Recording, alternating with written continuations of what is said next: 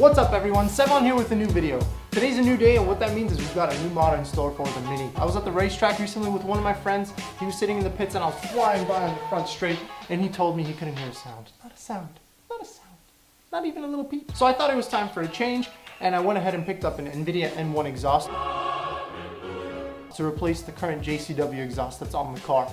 Now the JCW exhaust is very tame, not much noise at all, some pops and burbles, but nothing really. The Invidia should give me a bit more bass and hopefully no drone. I've done my research on this exhaust and I've asked a few people that own it and they've all told me that it never drones. That's a really important selling point for me with this exhaust.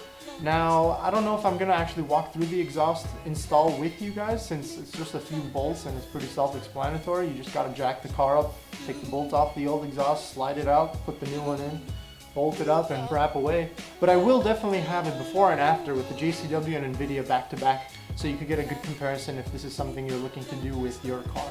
Now if you're interested in buying the exhaust, I will have two separate links down in the description box below. If you have an 02 to 04 car, they have some different hanger designs and things like that so you don't pick up the wrong one and get under the car and see it doesn't fit. So I think that's about it for the intro. Let's get to the video.